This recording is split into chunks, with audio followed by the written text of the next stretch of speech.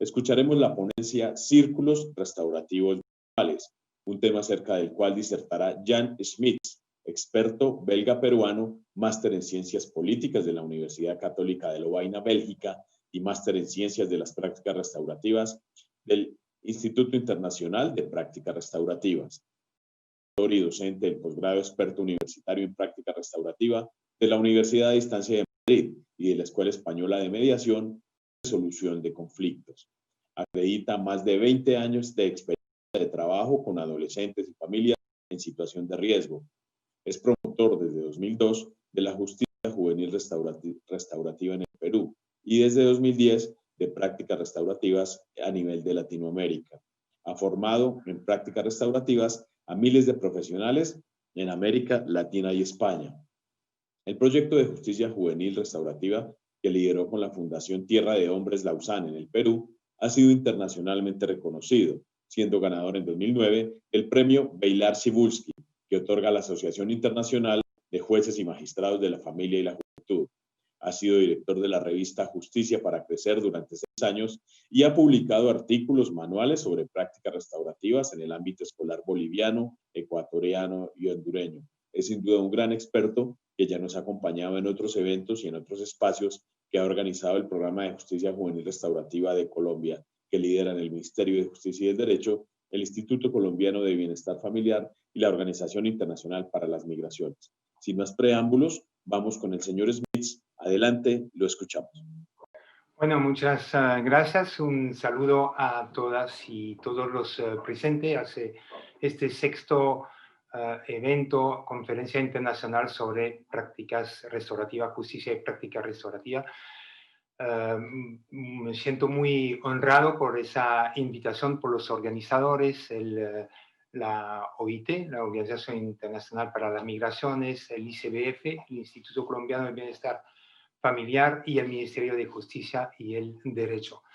Es verdad que cuando escuché a las 3 personas que me precedieron, Ted, que fue la persona que realmente me conectó en el 2009 con las prácticas restaurativas, porque en aquel tiempo yo trabajaba en ese proyecto de justicia juvenil restaurativa en Perú, ¿no? Y encontré esa persona en un evento, igual como lo estamos haciendo ahora, un evento internacional, y que me habló de la práctica restaurativa, y desde ese momento hablo más de práctica restaurativa que de justicia restaurativa, porque dentro de la práctica restaurativa está la justicia restaurativa. Y Tomás también lo conozco porque nos hemos visto en varias oportunidades. Incluso hemos practicado, facilitado círculos restaurativos en el Redentor, que es un centro donde los muchachos, los pelados, como lo dicen ustedes en Colombia, cumplen su sentencia de privación de libertad, ¿no?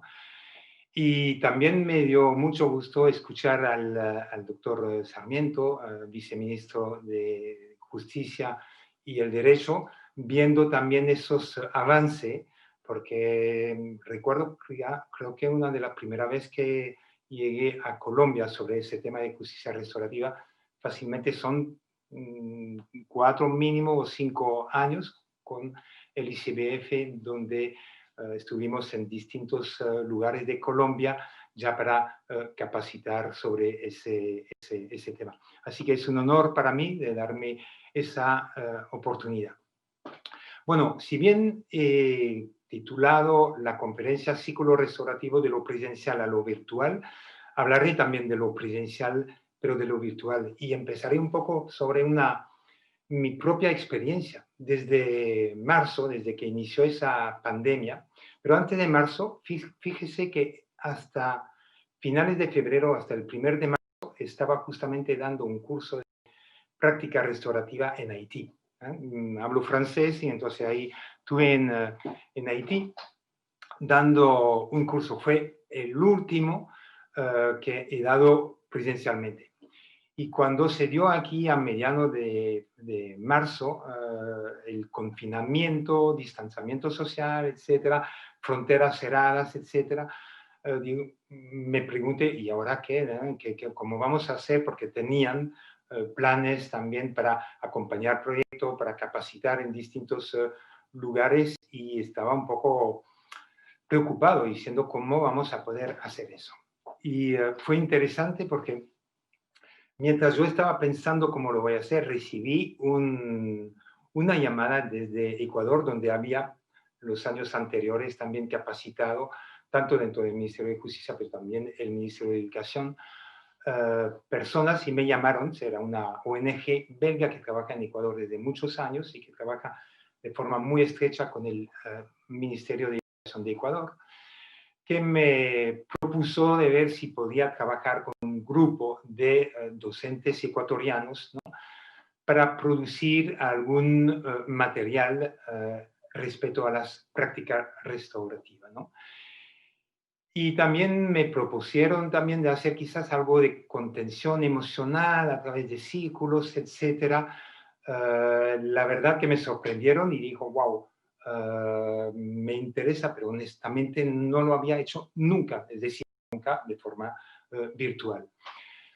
Bueno, digo, y hay que comenzar, ¿no? Entonces he dicho sí, pero también tenía que reconocer que dentro de mí había esa preocupación, etcétera.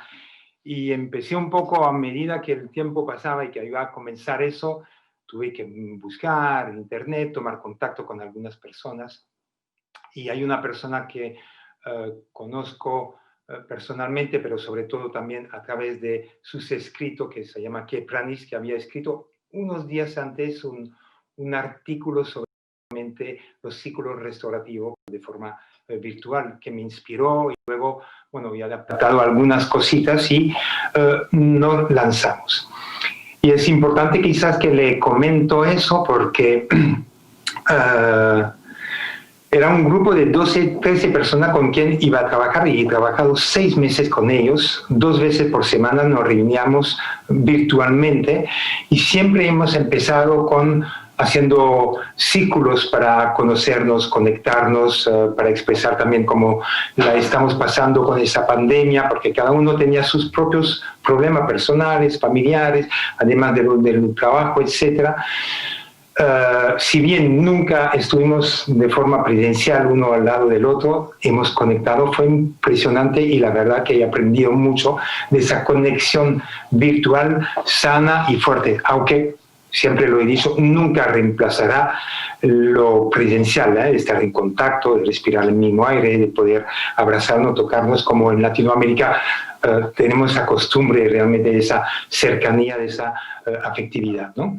Y es ahí que me lancé y aprendí mucho, y reconozco también que en el camino hicimos errores, pero aprendimos también de esos errores, ¿no?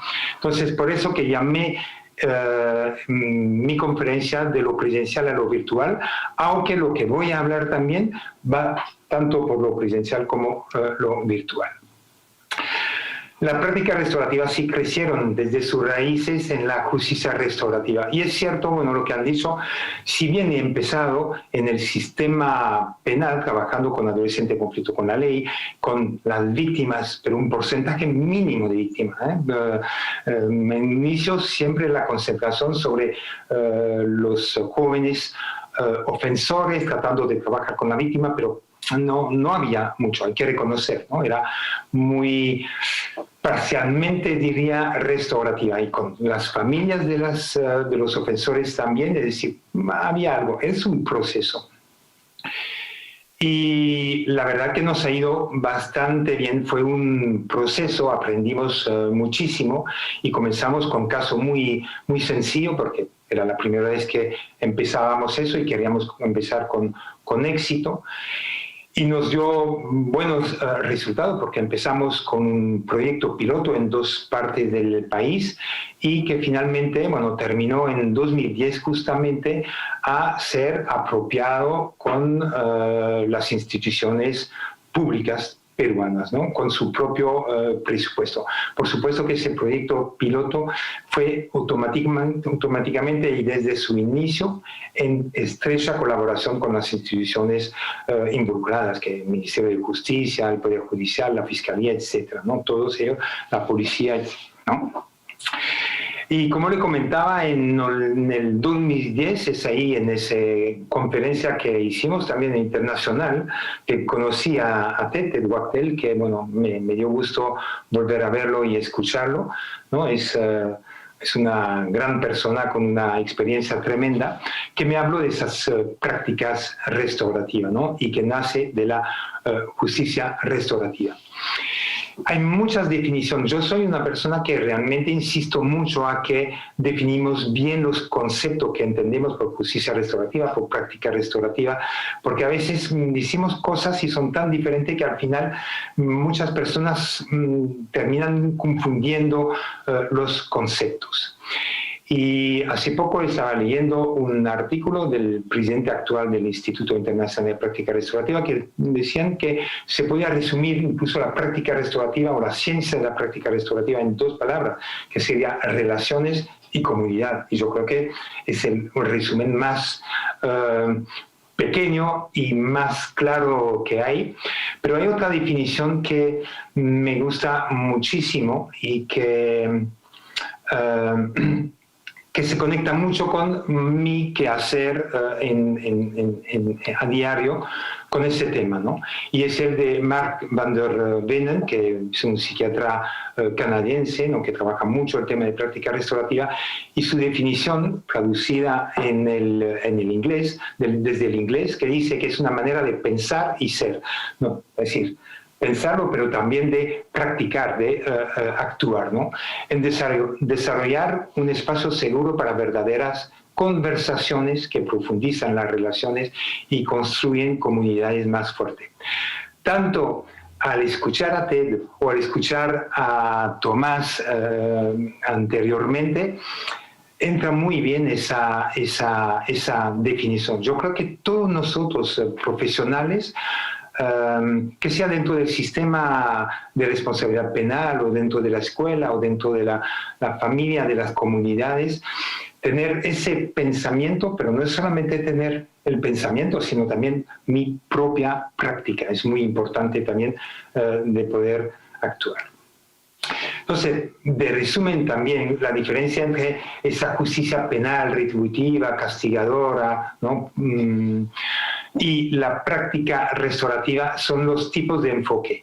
Aquí es finalmente un enfoque reactivo, es decir, que ya el delito, la infracción ya se ha cometido, y la justicia restaurativa es como otra manera de ver y hacer justicia. Y menos mal que otros lo han dicho anteriormente, no es realmente opuesto al otro. Por supuesto que es diferente, pero no es realmente opuesto. A veces lo restaurativo pueden trabajar también con lo retributivo. No es que es uno o el otro, pero reactivo porque ya pasó el delito, etcétera, y hay que intervenir con un pensamiento y una práctica distinta, ¿no? Pero también, y tengo una formación también de enfermería y de salud pública, podemos decir que sí que es una prevención también, pero prevención terciaria, porque simplemente hay que ver las estadísticas de los adolescentes en conflicto con la ley penal que pasaron por un programa restaurativo, un proceso restaurativo. La tasa de reincidencia es mucho más baja. Aquí en Perú vamos a más o menos 5%. Y si bien no tengo el porcentaje de cuánto es la tasa de los muchachos que salen de una privación de libertad, que no pudieron pasar por un programa de restaurativo, cuánto es la tasa, no lo sé exactamente, pero seguramente que es mucho más alta. Mientras que la práctica restaurativa tiene triple enfoque, 3 enfoques. Lo que llamamos el enfoque proactivo, lo proactivo que para mí es lo más importante, lo principal, es crear relaciones, ¿no? Tanto Ted como Tomás hablaron de esa relación y la importancia de relacionarnos, ¿no?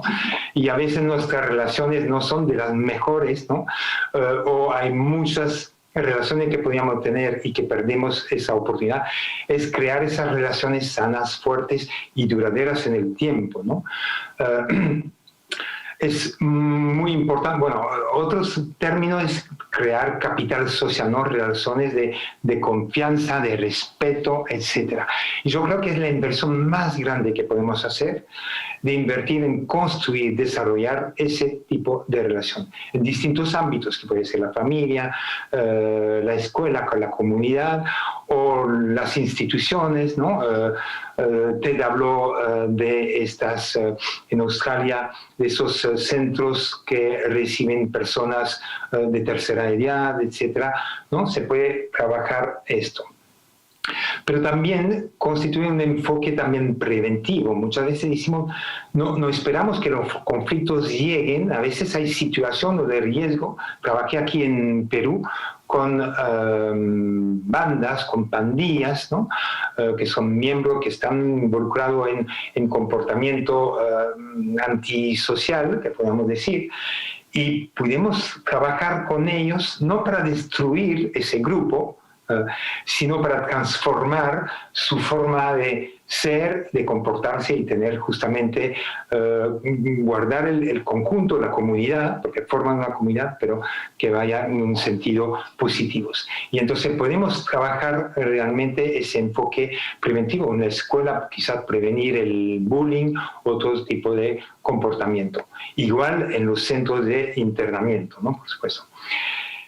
Y también tiene el enfoque reactivo, por eso decía que la justicia restaurativa es parte de la práctica restaurativa, ¿no? Es un grupo más, ¿no? Pero todo lo que podemos hacer antes, hagámoslo, ¿no? Entonces,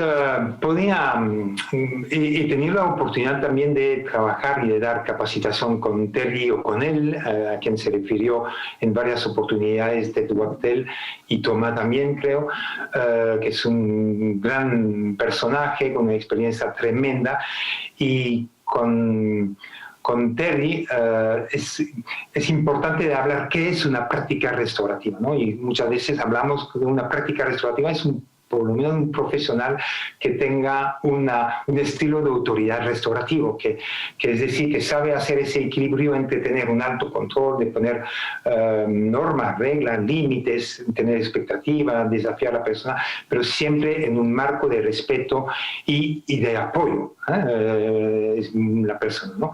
Y es ser restaurativo y tratar de mantener las dos. No está tan fácil, no es porque hace años y años que yo personalmente trabajo ese enfoque restaurativo que soy una persona restaurativa todo el tiempo, que no. A veces me bajo y soy permisivo o autoritario, pero por lo menos ese aprendizaje sobre ese estilo de autoridad me permite de saber, por lo menos cuando salgo de ese cuadro restaurativo y que me voy más bien hacia el autoritario y puedo por lo menos frenar porque soy consciente que no estoy actuando en el cuadro correcto.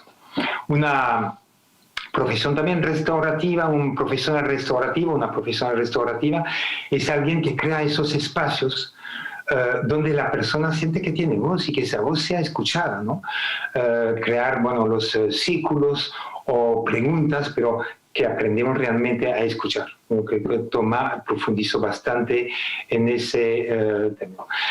También Tomás tocó también el tema de la importancia de las preguntas y no cualquier pregunta, ¿no? Por eso nosotros muchas veces decimos que tenemos que aprender a ser socrático. ¿Qué es ser socrático? Socrático era una persona, ni bien era filósofo, educador, pero era un artista de hacer la pregunta, y buena pregunta que empujaba a la persona a reflexionar sobre su posición, su pensamiento, su actuar, ¿no? También sus preguntas eran provocativas, pero en el buen sentido, para que la persona incluso responde a sus propias preguntas, y en eso van las preguntas restaurativas, y Terry O'Connell construyó esas preguntas restaurativas para confrontar tanto a las personas ofensoras o a las personas también víctimas de una ofensa, ¿no? Y luego otra cosa que un profesional, una profesional restaurativa, es tomar en cuenta los afectos y crear también los espacios donde la persona pueda expresar lo que siente, que sea algo positivo, agradable, pero también que sea algo desagradable, negativo, cuando hay algo que le afecta, que le molesta. Es importante que creamos esos espacios seguros donde se pueda hablar. Y hay que reconocer también que en nuestro continente tenemos dificultades a expresar nuestras emociones, ¿no? Thomas lo ha explicado brevemente, ¿no? Las prácticas restaurativas como técnica, como herramienta, es una caja y hay varias herramientas. Un momento Ted decía, bueno, me gustaría tener como si pudiéramos empujar sobre todos los botones a la vez, ¿no? Algunas prácticas son informales, otras formales. Las formales, y lo mencionó claramente Tomás, que bueno, son prácticas que tenemos que planificar, que preparar, son más estructuradas, van a tomar más tiempo y implica mucha más gente, mientras que las informales son más espontáneas, que la podemos dar a una persona. No hay realmente que preparar, pero hay que entrenarse. Aquí están las prácticas. Nosotros agregamos la escucha, porque la escucha pensamos que es una práctica muy importante y que no la tenemos. Sabemos oír muy bien, porque es involuntario, pero escuchar es un acto realmente voluntario donde tengo que dejar todo lo que hago y concentrarme. Y no es fácil, y no nos enseñan desde pequeño a aprender realmente a escuchar. Y yo creo que es una práctica que tenemos que aprender y enseñarnos desde la familia, la escuela, en la comunidad, en todo momento, ¿no? No voy a entrar en profundidad de eso, pero cuando hablamos de escuchar, lo que queremos es una escucha activa, empática, hasta compasiva, ¿no? Asertiva, de ese tipo de escucha. Declaración afectiva, podría ir incluso más profundamente hasta la comunicación no violenta de Marshall Rosenberg. No voy más allá porque Thomas ha tocado el tema y lo ha desarrollado bastante bien. Cuando hablamos de diálogo restaurativo es crear esa conversación realmente sana, segura, honesta. Y, por supuesto, que para eso es no solamente hacer preguntas, pero saber escuchar también la respuesta y saber plantear bien las preguntas, ¿no? Tocaré eso un poco más en detalle luego. Luego, la pequeña reunión espontánea, voy a sacar los ciclos restaurativos, que es el tema que más bien voy a abordar ahora, y la reunión restaurativa. Ciclo restaurativo para mí es uno de las herramientas quizás más interesantes cuando trabajamos con comunidad, con grupo de personas que se relacionan. Pues, la familia, como hablaba Ted en su ejemplo con su familia, hacen ese tipo de encuentro de círculo, o dentro de la escuela, en el aula, la comunidad, etcétera, ¿no? En los centros, hacer círculos. Y muchas veces trato de ser socrático en mis capacitaciones, y entonces hago muchísimas preguntas, porque al hacer preguntas es que parto que todas las personas que me acompañan o que va en una de mis capacitaciones o acompaño en un proyecto, tiene algún conocimiento o alguna experiencia que lo que queremos es que la pueden tener en un espacio donde lo puede compartir y que los otros lo pueden escuchar. Lo que queremos finalmente es un desarrollo, un aprendizaje colectivo y compartir. Por supuesto que podemos tener opiniones, pensamientos, ideas diferentes, pero es aprender también, y es lógico. No tenemos que estar de acuerdo en todo, sobre todo los temas que Ted abordó, ¿no? Que es muy importante, que vamos a tener incluso, pero aprender también a respetarnos, escuchar al otro, ser flexible, etcétera, y reconocer que quizás sí aquí aprendí algo y puedo cambiar la reflexión o la posición que tenía, ¿no? Entonces, una de las preguntas que hago es principalmente, porque todos mis círculos, lo que asistieron en ellos, todas mis capacitaciones en círculos. Y pregunto, ¿por qué el círculo? Yo podía decir, ¿saben por qué estamos en círculo? Porque el círculo es igualdad, que todo el mundo está al mismo nivel, no hay uno más importante que el otro. No, no, no. Lo que queremos es que la gente salga. Y son capaces, y lo dicen muy bien, que el círculo finalmente es igualdad, no hay uno más importante que el otro.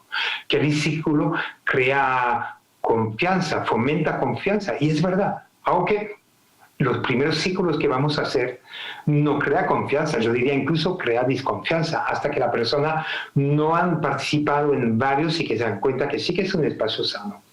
donde nos respetamos, etc. Pero al inicio no es tan así. Y además estamos expuestos, entonces hay que crear esa confianza, ¿no? También es un espacio donde hay responsabilidad. Podemos pensar en varias cosas. Les estaba comentando que aquí cada uno tiene conocimiento y experiencia. Tenemos la responsabilidad de compartir ese conocimiento y experiencia y crecer, hacer crecer y aprender de los otros. Responsabilidad en nuestro actuar, nuestra participación en el círculo, respetar la forma, aprender a escuchar, etc. Es parte también de nuestra responsabilidad. Los círculos definitivamente es conexión. Nos vemos, la conexión, la comunicación no solamente verbal, sino no verbal. Lo ven conmigo, le estoy dando esa conferencia, pero muevo muchísimo las manos. Es una forma también de comunicar, ¿no? Si hay confianza, habrá seguridad. Que la gente lo que queremos es que se sienta bien aquí, que se sienta que puedo expresar cómo me siento aquí, incluso sobre un tema que me afecta, ¿no? Y finalmente el círculo crea ese sentido de comunidad. Nadie puede decir que dónde empieza el círculo, dónde termina. No hay un inicio, no hay un final. Un círculo es un solo objeto. Es uno. En un círculo se dan cuenta que hay ninguna esquina donde podemos escondernos. Estamos bien expuestos. Entonces, haciendo preguntas, y vamos a ver que la persona ya se siente considerada, implicada, escuchada, y es lo más importante, es el primer tipo de relaciones. Pero, ¿qué pasó? Volviendo a mi historia de Ecuador, etcétera, vino el COVID, y el COVID nos obligó a distanciarnos, el confinamiento, el distanciamiento físico, distanciamiento social, y yo veía todos mis círculos diciendo se acabó, se terminó, etcétera, ¿no? Y bueno, lo interesante del COVID, mire bien, si bien es un virus bastante irónico, porque de una parte nos ha obligado a distanciarnos, a separarnos, pero por otra parte, y estoy seguro que le ha pasado a todos ustedes, yo creo que nunca nos hemos comunicado, quizás más ahorita que gente, a ver qué pasa con él, espero que estén bien, y o un WhatsApp mandamos, o quizás una videollamada, pero hemos vuelto a conectar.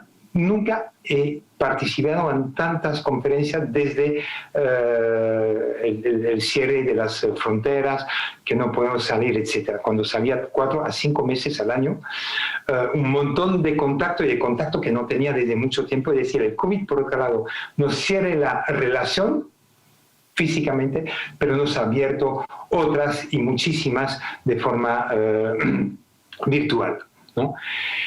Y cuando decía de lo presencial a lo virtual, es eso. Yo, la verdad, que entré en pánico, diciendo, wow, los círculos se acabaron, ¿cómo podemos hacer? Vino esos virus que nos obliga a separarnos, se acabó, y tenemos que pasar a lo virtual, y lo virtual hasta que ese virus se va definitivamente, que tengamos la vacuna y que volvamos como antes. Yo diría que no volvamos solamente como antes, porque he aprendido muchísimo que podemos seguir con ciclo virtual, pero solo y cuando no podemos hacer los ciclos presenciales. Repito, no lo vamos a reemplazar, pero me di cuenta que funciona también, y que quizás por una cuestión de distancia que no nos podemos desplazar, lo podemos hacer virtualmente, o por una cuestión de recursos económicos, que ya no hay recursos para movernos, etc., lo hacemos virtualmente. Es decir, que de ahora en adelante podíamos hacerlo tanto presencial como virtualmente, ¿no? Y con la experiencia trato de mostrar un poco la diferencia que podemos percibir entre lo presencial y lo virtual, ¿no? Que bueno, el círculo es visible, lo veo cuando estamos presencialmente, veo realmente un círculo, y siempre digo, quiero un círculo redondo. Me van a decir, bueno, todos los círculos son redondos, pero a veces un círculo medio óvalo, etc. Entonces es importante, siendo redondo, puedo ver a todas las personas del círculo, ¿no? Mientras que lo virtual es imaginario. No, me imagino el círculo, pero no lo veo, ¿no?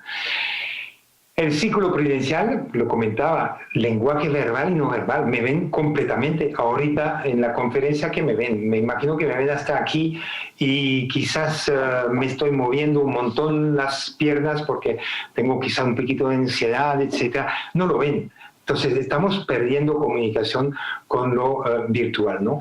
Y es algo que hay que reconocer. El círculo prudencial, lo comentaba, ¿no? La cercanía, abrazarnos, tocarnos, respirar el mismo aire.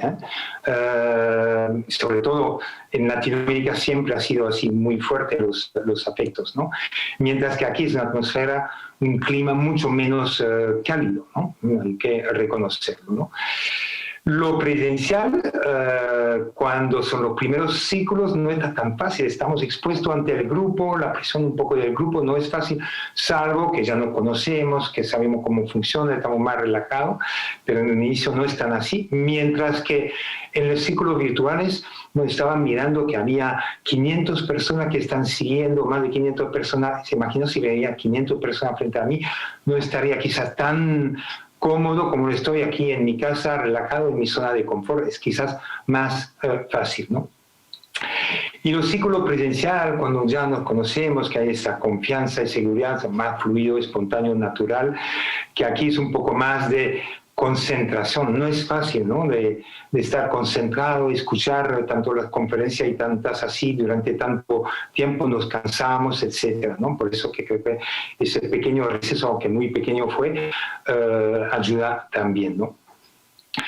Círculos virtuales se pueden hacer muchísimos en el trabajo. Tomo el ejemplo en Ecuador, pero no solamente en Ecuador, he trabajado también aquí en Perú con docente que participaba en un diplomado sobre la prevención de trata en el Cusco, y siempre también empezamos a hacer círculos y preguntas para todo el tema de contención emocional, cómo nos sentimos, y la gente se sentía conectada. Lo hicimos lo mismo en Ecuador y lo mismo también con personal en Honduras, con la cooperación americana con quien he trabajado en el Ministerio de Educación.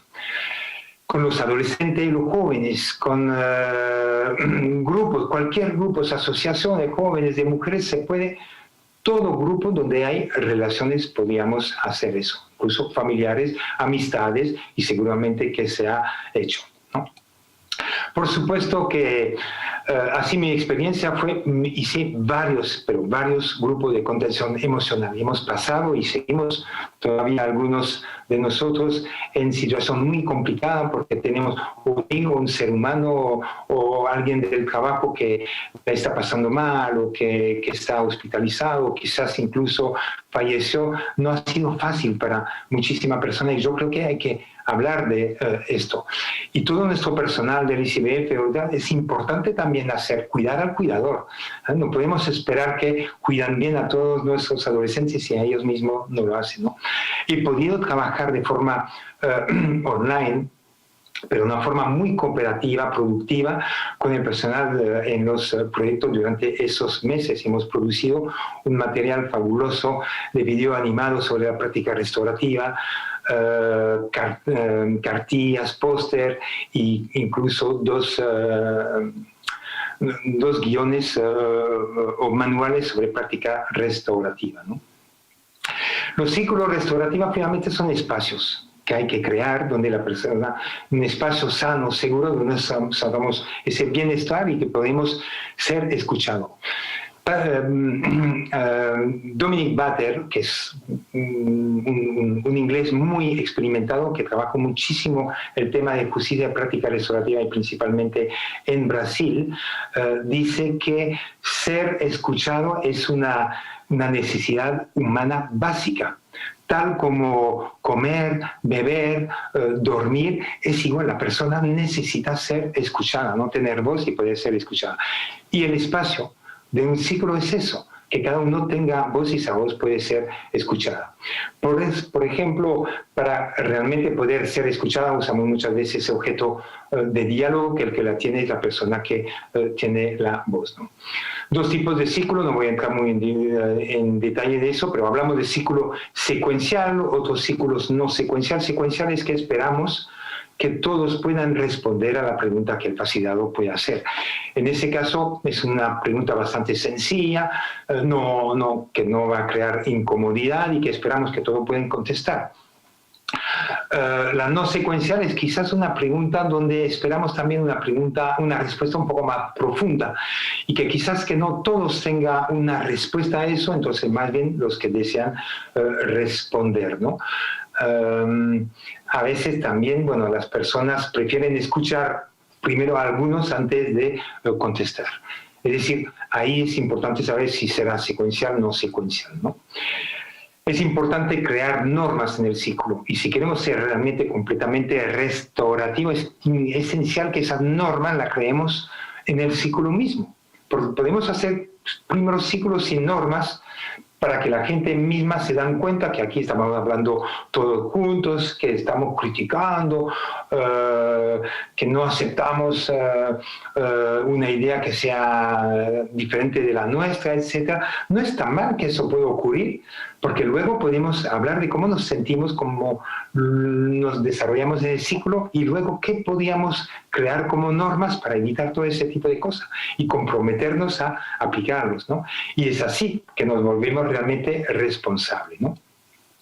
Hacer una apertura, a veces quebrar el hielo. Y ahí aprovecho, hay lindas preguntas. Me gustó la pregunta también que presentó Tomás y algunos no conocían, entonces no paro de aprender.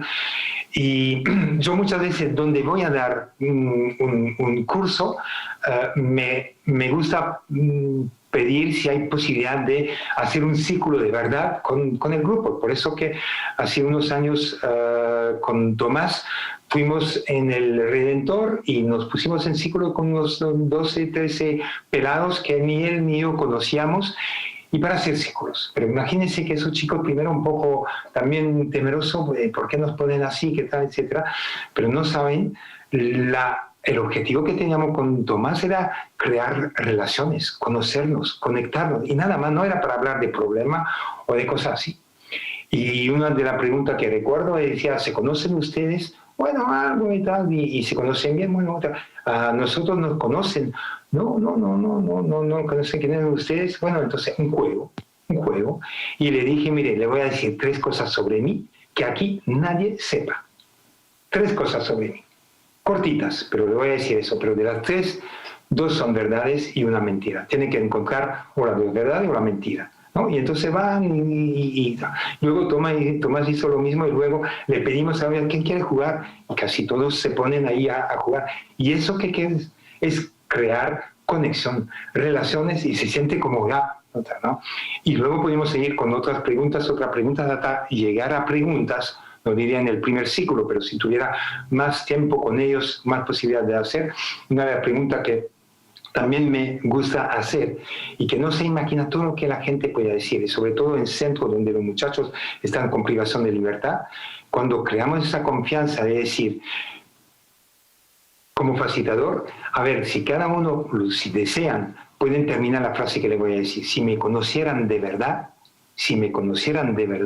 supiera que yo, y termina la frase. Y cada uno puede poner lo que desea.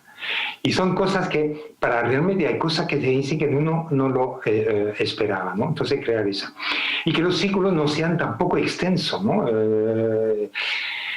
1 hora, 1 hora y cuarto, y si abordamos un tema muy importante, como por ejemplo la prevención del acoso, en cualquier lugar donde hay grupo, quizás habrá necesidad de hacer varias sesiones de ciclo y mejor dividir, pero no que sea demasiado extenso y querer cubrir todo. Y hacer cierre del ciclo. Es importante cerrar el ciclo. Le mencionaba al inicio que Prani es una gran facilitadora, ¿no?, de Arizona, pero que trabaja también y conoce Latinoamérica, estuvo en distintos países, y ella dice del facilitador o la facilitadora deja de ser el único poseedor del conocimiento para convertirse en un acompañante del aprendizaje. Y es verdad, nosotros tenemos que crear ese espacio donde permitimos a la gente de hablar de su conocimiento, de su experiencia, compartirlo entre ellos, y yo aprendí muchísimo de los círculos. Y es fenomenal, ¿no? Entonces, cuando hablamos nosotros ahí en distintos lugares como Ecuador, en los primeros círculos virtuales, hablamos justamente de ese tema emocional y que las personas hablaban del aburrimiento, de la frustración, incluso cólera, a veces se exaltaba, que no podían dormir, que se levantan muy temprano, etcétera, el estrés, la angustia. Es importante que la gente pueda realmente expresar eso. Los círculos son buenísimos para eso. Pero no solamente hablamos de cosas ahí desagradables, sino también que la persona ha hablado también de qué pudieron hacer para contrarrestar eso. Y hubo muchísimos aprendizajes. Estoy seguro que muchos de ustedes quizás aprendieron a conocer, a cocinar, aprendieron un nuevo idioma o leyeron un libro que hace tiempo que querían leer y que no tenían que leer. Es fantástico, ¿no? Otras personas empezaron quizás a reflexionar. Una de las preguntas que me hice durante eso, los países o los jueces que usan aún muchas veces la privación de la libertad como primer recurso, cuando muchas veces la ley es también clara para que sea el último recurso y que hay otras medidas alternativas a la privación de la libertad, pero que hay todavía esa mentalidad punitiva. Y yo me pregunté a esas personas que han usado mucha esa privación de la libertad cuando se podía usar otra alternativa. Quizás ha sido un momento interesante de estar cerrado, que no podían salir, salvo para compras, etcétera. Y a pesar que tenía acceso a Internet, que tenía el wifi, todo lo que querían comer, lo que querían, cuando querían, ¿no? Pero me imagino que esa restricción le ha hecho pensar que no es fácil el encierro, no para nada es fácil, ¿no? Y no es fácil de vivir en libertad siendo privada de ella, ¿no? Entonces yo espero realmente que hubo una reflexión en ese sentido, ¿no? Y luego yo creo que también ha surgido nuevos valores, no nuevos valores, resurgido valores que quizás perdimos, de la solidaridad, de la empatía, ¿no? De la cooperación, colaboración. Yo creo que son valores que han vuelto, que hemos la responsabilidad de salir protegiéndome, pero protegiendo también a los otros, ¿no? Es realmente, y luego relaciones, lo que le comentaba, seguramente conocemos contacto de uno y otro, ¿no? Y aquí voy un poco rápido, pero de algunas preguntas que se puede hacer en esos círculos de soporte emocional, ¿no? De otra forma, como van a recibir ese PowerPoint, tendrá acceso a ellos. Y aquí son algunas preguntas también que podemos hacer del cierre, ¿no? Del cierre del ciclo. Es muy importante siempre un cierre donde la persona puede realmente aportar, ¿no? Preguntas como compartir una palabra, una frase de cómo se ha sentido dentro de ese círculo, algo que quiere soltar en el medio del círculo, antes de salir, etcétera, ¿no? Lo que le ha sorprendido, etcétera, lo que aprendió, hay muchas cosas, ¿no? Y de aprendizaje sobre los círculos le voy a compartir algunos brevemente, voy a tomar 10 minutos más y ahí cierro, pero todos los círculos para mí son algo diferente y aprendo mucho de los círculos, y hay situaciones inesperadas y sorprendentes que pueden llegar, ¿no?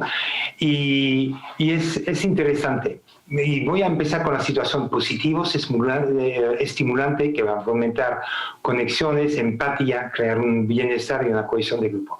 Y le voy a contar una que fue en España, en una escuela en Córdoba, y una de las escuelas donde hay muchísimos problemas. Y había capacitado un grupo de docentes y le había pedido, por favor, quiero hacer unos círculos con los alumnos que no conocía, etc. 14, 15 años, 13, 15 años más o menos, y hacía esas preguntas para conocernos, para establecer relaciones, etc. Y iba bastante bien, se comportaba bastante bien. Y llegó un momento a uno que cuando habló, no recuerdo muy bien la pregunta, pero era para conocernos, ¿no? Tartamudeaba.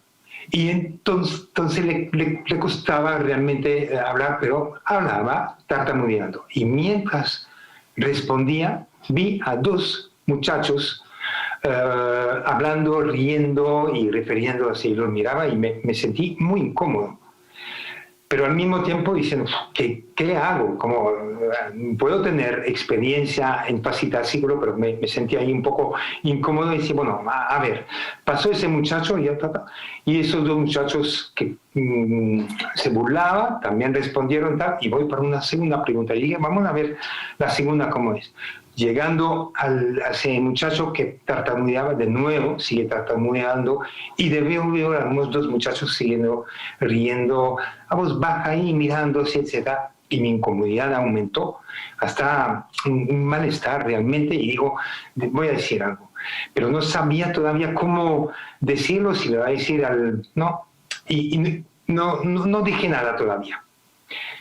Y por supuesto que ese joven que tartamudeaba se había dado cuenta de eso. Y dijo, me comprometo a mí, en mi mente, que el tercer ciclo que hago, si eso ven, tengo que hacer algo.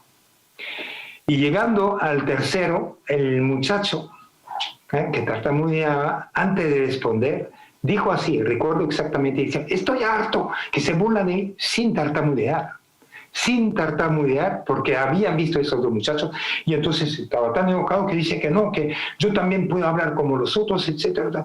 Y los otros se quedaron ahí congeladitos, todo congelado, hasta que otro estudiante empezó a aplaudir.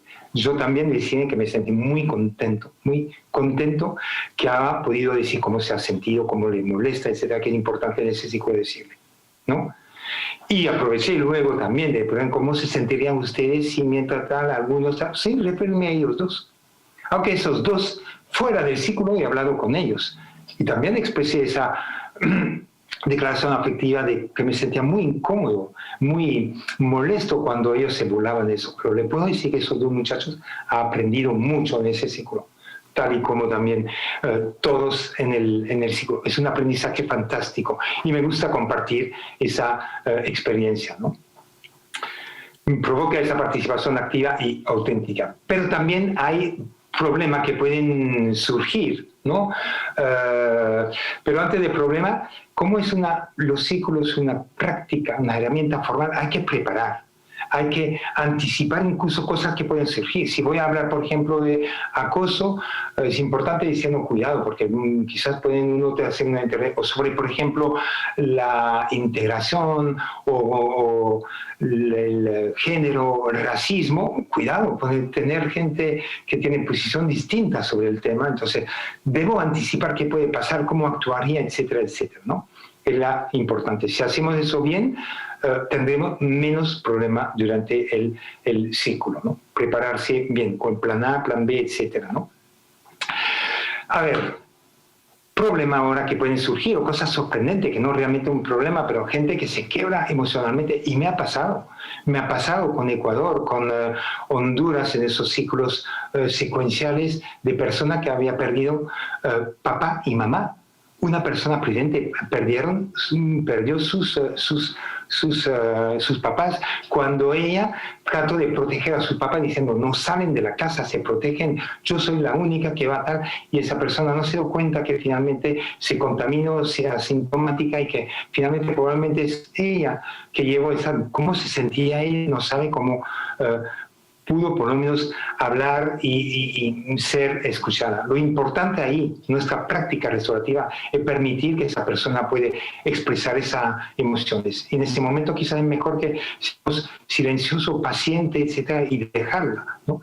Por supuesto que si fuera un ciclo prudencial, lo hubiera ofrecido un pañuelo, porque estaba llorando esa persona, lo que no podía hacer de forma virtual, o tomarle la mano, o quizás tocar su espalda, decir que te acompaño en ese dolor, ¿no?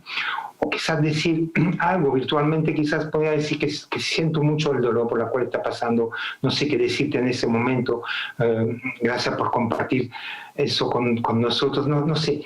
Lo que hay que quizás evitar es decir consejo, que sobre todo si la persona no lo han aprendido, es un aprendizaje también que tenemos que hacer.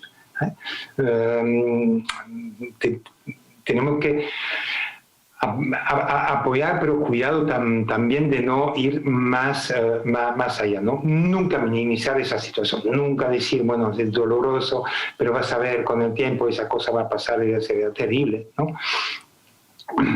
Y preguntar si la persona se sienta bien para seguir o prefiere, si están dispuestos a seguir o prefiere esperar, etcétera, etcétera, ¿no? Hay que respetar, ¿no? Una persona que monopoliza la palabra. Puede hacer una pregunta y la persona... Yo muchas veces digo, a veces es lógico. Yo recuerdo con Tomás en ese Centro del Redentor, había una o dos que tenían la palabra, ¿y por qué hablaba tanto? Porque era su momento. Nunca había tenido antes, entonces diciendo, es un momento y me lo guardo, ¿no? Entonces, de una forma así, pero por supuesto que en los diferentes ciclos que hay, es importante también dejar el espacio también para los otros, ¿no? Entonces, por eso que tenemos que aprender que quizás recordar las normas, que somos varios y que es importante que compartir ese tiempo también entre todos, ¿no? Si un participante habla mucho, quizás cuando termina de hablar, quizás recordar de tratar quizás de ser un poco más sintético para escuchar a los otros, que nos quedan solamente 15 minutos, etcétera, ¿no? Una forma muy diplomática sin que la otra persona se siente ofendida, la que habló largo, ¿no? A veces tengo que mostrar el ejemplo. Si yo espero una respuesta concisa, concreta, etcétera, podría hacer la pregunta y a veces yo incluso, a ver, voy a empezar a responder yo, ¿no? Y respondo para que sea conciso y así ve lo que esperamos también, ¿no? A veces es mejor de hacer quizás pocas preguntas y que la gente tenga más tiempo para responder, pero si tenemos demasiadas preguntas, no ese tiempo, ¿no? Eso es uno. Bueno, lo que no respetan las normas, eso pasa, y pasa sobre todo los primeros ciclos, por eso que crear las normas juntos es importante, ¿no? Pero con la experiencia he visto que a veces hay que no solamente construir y recordar las normas en un principio, pero imagínense que hay personas que interrumpen el ciclo, ¿no? Cortando el otro, pero hay todo tipo de interrupción. A veces hay interrupción que la gente lo hace de una forma involuntaria, que no ha aprendido a tener esa escucha y que quiere decir algo, eso es uno. Y hay otro que interrumpe con la intención, y son pocos, son muy pocos, pero con la intención de romper la dinámica del ciclo. Y muchas veces, por mi experiencia, son líderes, pero líderes algo negativos, y que sienten que el ciclo, perciben muy rápidamente que el ciclo es compartir el poder entre todos, es empoderarnos, y sienten que ellos, manejar el grupo, pueden perder poder, ¿no? Y entonces dicen, uy, cuidado, eso no me gusta y quiere cobrar. Entonces, ahí hay que trabajar realmente para usar su liderazgo, pero transformar ese liderazgo en un liderazgo positivo. Entonces podría quizás trabajar con él antes del ciclo diciendo, yo sé que tú cuando dices algo la gente te sigue, etcétera, y tenerlo más con aliado en vez de... y en general es lo que busca esa persona y funciona, ¿no? Entonces hay varias etapas para si digo, bueno, recuerdo las normas y alguien sigue interrumpiendo, quizás me puedo dirigir a él directamente de una forma restaurativa, diciendo, recuerdo el ciclo y lo que queremos aquí, que cada uno tenga voz, pero al mismo tiempo si tiene voz, los otros la tienen que escuchar y tú escuchar a la de los otros, etcétera, que por favor, ¿no? Es importante, ¿no? Y hay otras cosas, ¿no? El ciclo no hay obligación de intervenir. Hay muchas personas en un principio puede pasar, ¿no? Y el yo paso es importante que tenga esa posibilidad, si no la persona podría sentirse incómodo. Es decir, al principio, los primeros ciclos es normal que la persona pasa porque no están acostumbradas, están expuestas. Es cuando ve que instalamos esa confianza y seguridad que la persona se sienta mejor. Y a veces pasa porque no quiere tener timidez, no quiere pasar por vergüenza, etc. Hay que ser paciente, tenemos que motivar a las personas, pero no forzar, ¿no? Y si una persona a veces dice algo chiquitito, poquito, fuera del ciclo, puedo también hacer una declaración afectiva que, a pesar que intervino muy poco, pero lo que han dicho me gustó mucho, me hizo sentir contento, es un buen aporte, pequeñito, pero buen aporte, en el buen momento, etc. Y motiva a la gente, ¿no? Cuidado al tiempo, ¿eh? La falta del tiempo para un facilitador es angustia, algo de pánico. Por eso prefiero una buena preparación, ¿qué tiempo tengo para hacer el ciclo? O si preparo un ciclo, ¿qué tiempo necesito? Si veo que necesito más tiempo, quizás pueda hacer en varias sesiones, etc. Hay que pensar en esto, ¿no? Bueno, cuidado también a hacer los ciclos, dónde lo hago, cuándo lo hago, es importante, ¿no? Un espacio donde no hay ruido, donde hay espacio donde podamos hacer un verdadero ciclo real, bien redondo, etcétera. Hay que buscar todo ese tipo de luminosidad, etcétera, ¿no?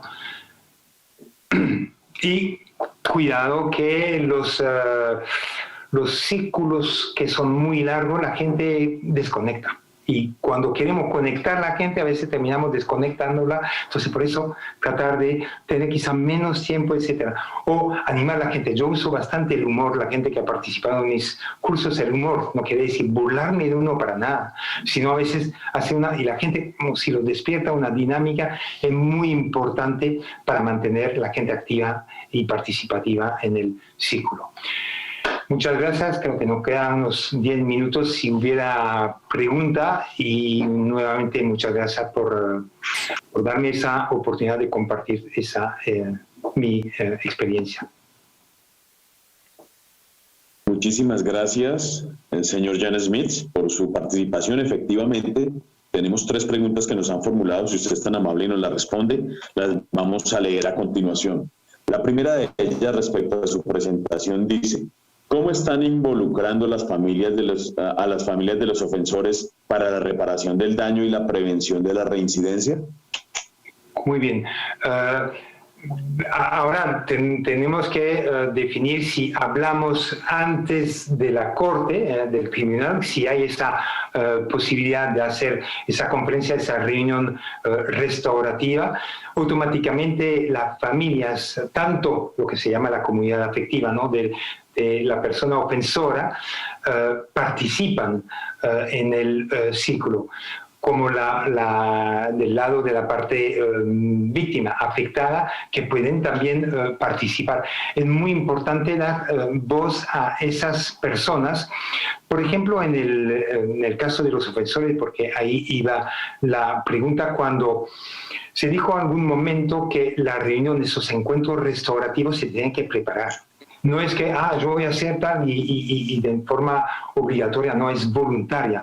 Entonces tengo que hablar primero con ese ofensor y para crear esa confianza, esa serenidad y entender, darle voz y saber si él está consciente que realmente su comportamiento ha afectado a varias personas de una forma o de la otra, y si está quizás dispuesto a asumir su responsabilidad, etc. Y si no fuera el caso, trabajar con él de forma restaurativa, pregunta restaurativa, etc., para quizás que tomen conciencia antes del ciclo. Imagínense que sí, pues al final acepta, y es importante que no vaya solo, que vaya también con personal acompañado. Y yo tengo que trabajar también con ellos, pero darle la posibilidad a quien te gustaría que te acompañe en ese encuentro, como puede ser familiares, puede ser amigos, etc.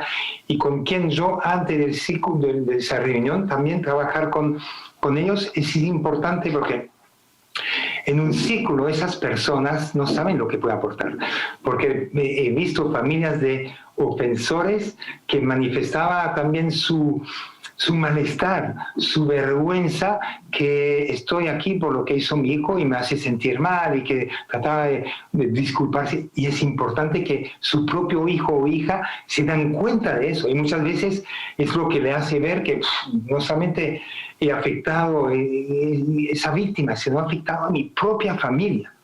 Y es esa empatía, esa toma de conciencia que permite ayudar. Hay que trabajar con los...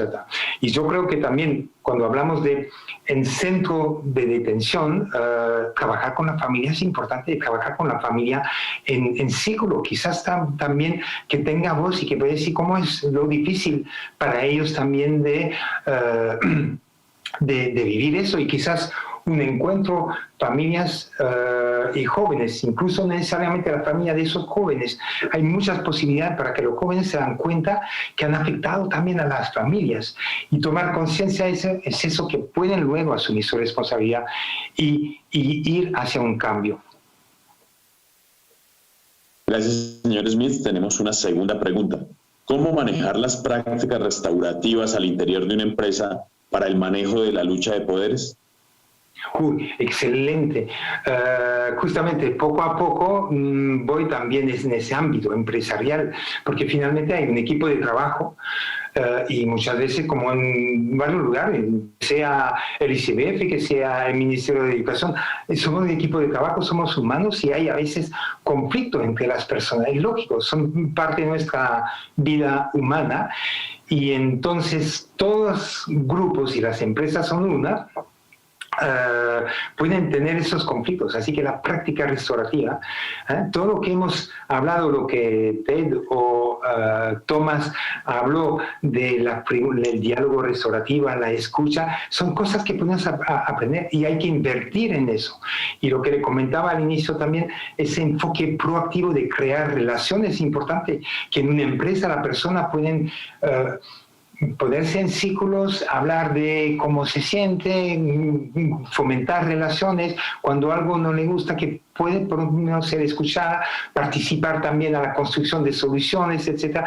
Y es hacer la cosa con la gente. Y como lo decía Ted muy bien en esa hipótesis de la práctica restaurativa, la persona así va a sentirse más contenta, más productiva, más cooperativa y más dispuesta a cambiar su comportamiento de negativo en positivo. Entonces, la empresa, perfecto. Perfecto. Vamos con la última pregunta, señor Smith, que dice así: quisiera hacer estos círculos restaurativos virtuales en mi institución.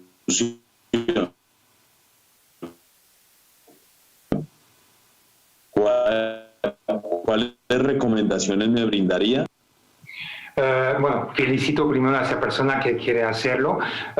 Me comprometo primero, antes de enviar un artículo que justamente es sobre ese tema, que habla un poco de mi experiencia y de cuáles son los pasos, incluso pregunta que he usado eso. Entonces, apenas termino, le mandaré a Tomás y que la pueden pasar a esa persona. Pero sí que lo invito. Pero lo primero que diría, sobre todo que estamos en ese tiempo de pandemia, quizás es dar oportunidad a la persona de hablar un poco de esa situación, cómo la está llevando, la dificultad que tiene, qué es lo más difícil para ellos, pero también luego tocar también lo positivo, que quizá que ha aprendido, qué cosas le han dado fuerza, compartir una experiencia positiva dentro de la familia o de su grupo de trabajo.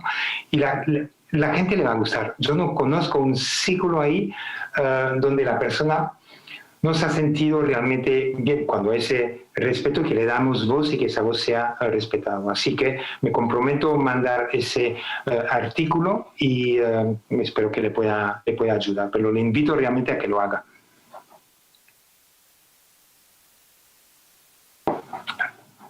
Hay un pequeño problema de conexión de Wi-Fi, por eso que no lo escucho bien. No sé si me han escuchado.